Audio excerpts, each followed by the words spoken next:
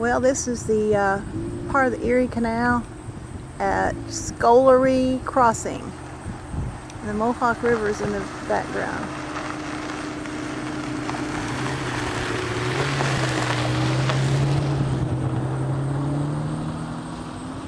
That must be the toll gate, the guy that took the toll.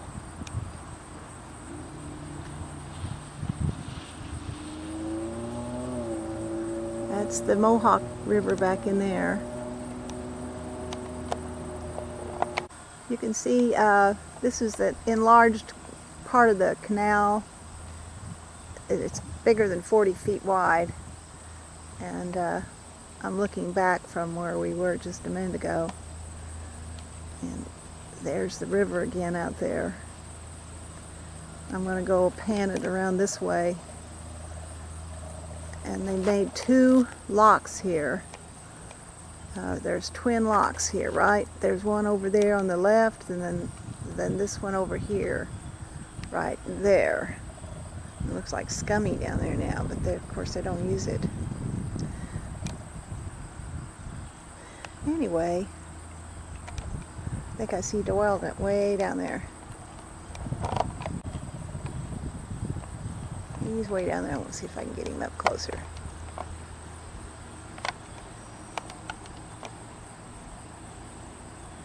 Wave to me.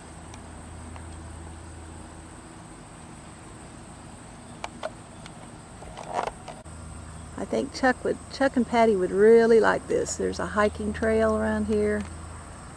Back in there, there were two people, a couple were hiking along the river here. It's just a gorgeous day. Anyway,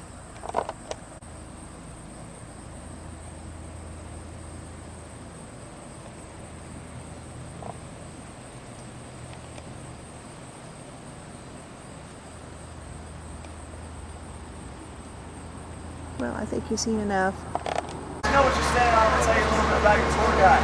My name's Chris Davenport. United States Navy, Hendersonville, Tennessee. High school, I was big on sports and I still was on books. So I lost 13 scholarships, what can I say? I decided to join the military. I joined the Navy to travel the world. Like in Boston. I started out in Great Lakes, Illinois. It's very cold. And when I got out of here, I can't wait to go to the coast. It's warm, you know, graduated in January, got saved. Over the Canal straight. Straight over the exit. This big bus was ran by Margaret Chris. Kind of like the U.S. National City State. I like all the slide lines on the wall. Reach down to grab that car. Get down to my door. Yes, ma'am. Everybody move once. Just go ahead down. Absolutely. So Do you sleep one more level down? Yes, ma'am. You got that brochure? No, I just assumed there were no berths here, so it had to be someplace. I'm going to squeeze in a little closer. I don't bite, I promise. Okay, you're right. Oh, you know, let's just move over so they can just stay right here then.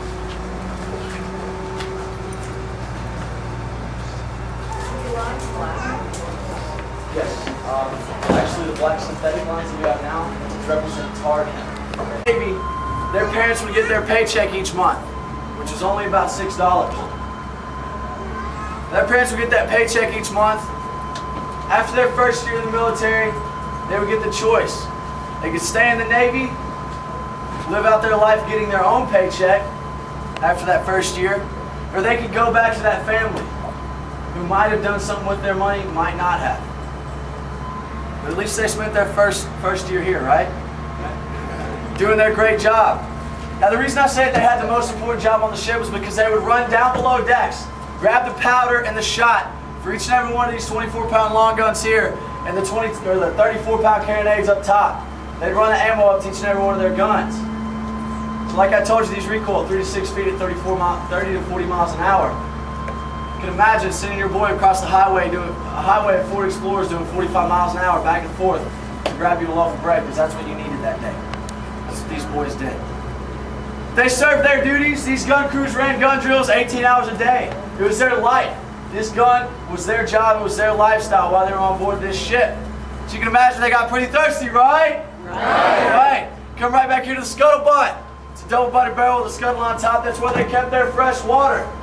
Now by fresh water, I don't mean your Aquafina. Fresh water, about a gallon a day. 3 square meals a day. Now I don't. The stew of heavily salted beef.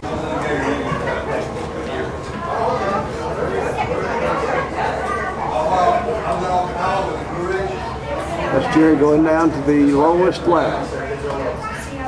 We're now on the gun deck, which is right under the top deck. These stairs are really steep. Josh Humphreys designed this ship to win battles, not to go on world cruises. He had to make it very structurally sound, very sturdy, so shots wouldn't come through the sides. And if they did come through the sides, they wouldn't be going through very far. So if y'all look on the bulkheads, port and starboard, you see those L-shaped structures? Those were called standard knees. They took the weight of the 5,600-pound long guns right above us and the 2,200-pound carronades right above them. Placed it through the keel, or through the bulkheads, down through the decks to the keel of the ship, to the diagonal riders. Now these diagonal riders were put on the keel of the ship to prevent the ship from hogging. Does anybody know what hogging is? Twist. As we man our guns are double loaded, we're prepared to fight this ship. Everybody's anxious, ready to fight. Our captain, Captain Isaac, I like to call him a little bit cocky. She says, boys, stay true to your aim, meaning hold your fire. So as our gun captains are standing around, waiting to fire on the Gerri, watching in anticipation as 800 yards pass by, 400 yards, 200 yards, 100 yards away as the Gerri had been pounding shot after shot at our sides, and finally, 50 to 25 yards away from the HMS Gerri, we get the command, now boys, pour into her! We fire our first full broadside on board the HMS Gerri, which is every other gun on one side of this ship. Now this first full broadside would have taken 80% of the sailor's hearing. This is when enthusiasm comes in, folks. So on the count of 3, with the loudest boom you can give me, from the gut, try to simulate this 80% hearing loss. Nobody's done it yet, so. 1, 2, 3, boom! We fire another full broadside. 1, 2, 3, boom! We take out the Gerri's mizzen mast within the first 5 minutes of battle. Her aft mast falling over the starboard quarter, laying in the water. We think we have perfect position to take out this ship. So as we try to pull around and rake the decks of this ship, meaning pull in front of the ship and fire all our shots down the length of her deck, doing maximum damage, she catches a gust of wind and collides with us right back aft over here, off our starboard quarter.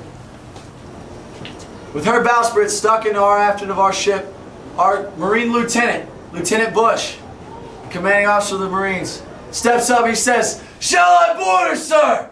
Takes a musket ball through the cheek and out the back of the head. First Marine officer ever killed in sea combat. As he falls dead to the decks, our captain says, "Let him lay!" Drops the sails, catches wind from the aft of the ship, and pulls away from the enemy ship. And we pull down her other 2 masts. As we pull alongside her to fire a couple more broadsides, she fires one more back at us. And as these shots hit our sides, a lone sailor yells, "Huzzah! Her sides are made of iron!" Because he sees these shots hit our sides and bounce off into the water. He sees the shots that have fired at us before sticking in our hull because they could not penetrate our sides. It's a modern misconception. There's no iron in the sides of our ship. There's 3 layers of oak. How many people like Oreo cookies? Everybody, right? What's the best part of an Oreo cookie? Yeah. The middle. See, we had a little girl on here. She said the outside. It ruined my whole thing. No, it's the middle, right? If you look in these gun ports over there as well, you'll see 3 layers of oak. The 2 outermost layers that run horizontally down the decks are white oak. The cream of our Oreo cookie is live oak. It's 5 times denser than that white oak, very water dense. Actually, if you take a chunk of it, throw it in the water right now, it could sink between 2 feet below the waterline and all the way to the bottom because it's so dense. It was only found in the southeastern part of the United States. Makes me very proud of Tennessee. Tennessee, Georgia, Mississippi, Alabama, Louisiana, Florida. All the markets. The freedom that we newly earned. The freedom that we have today to come and see this ship.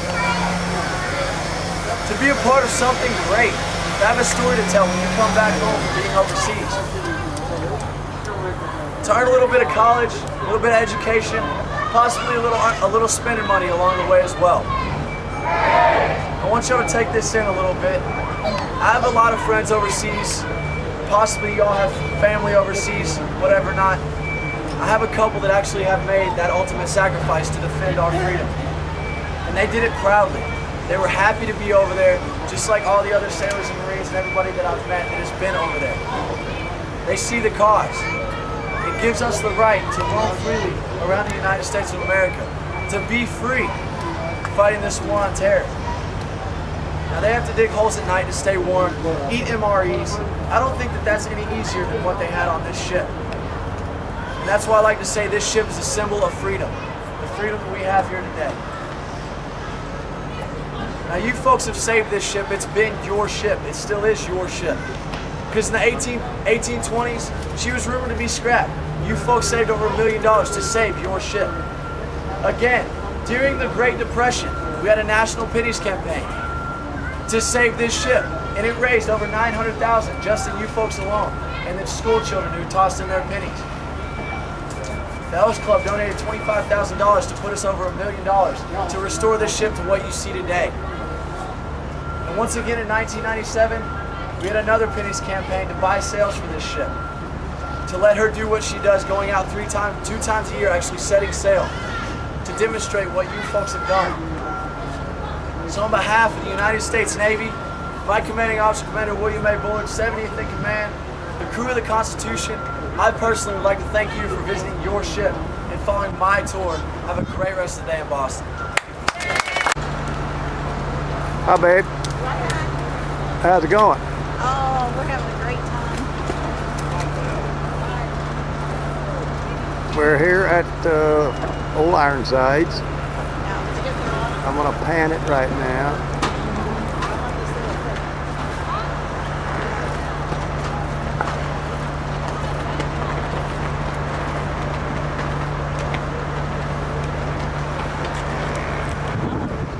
There's the rear of the boat, the stern.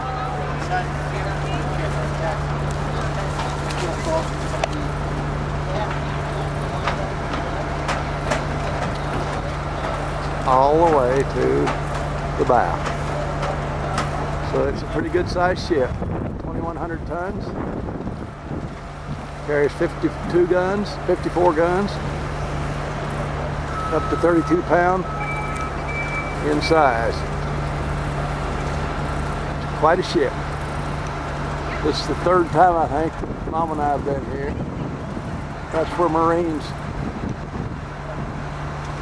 clustered to shoot down on enemy ships that were trying to board her.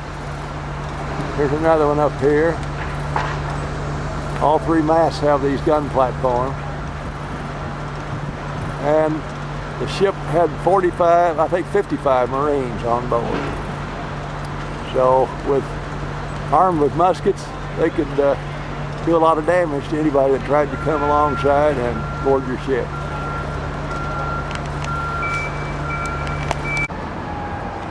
Well, here's a dry dock. Looks like it hasn't been used in a long time. It's got grass, weeds growing out of it.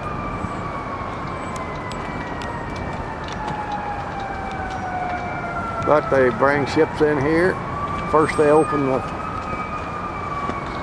lock at the end, or the gate, let water in.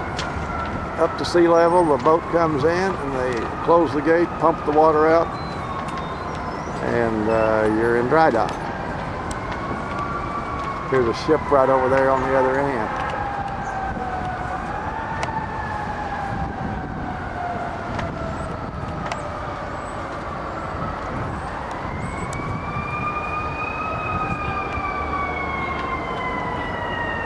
Over here, there's the Constitution again. There's the Boston skyline.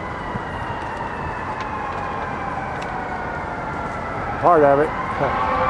There's a whole lot more to it than that.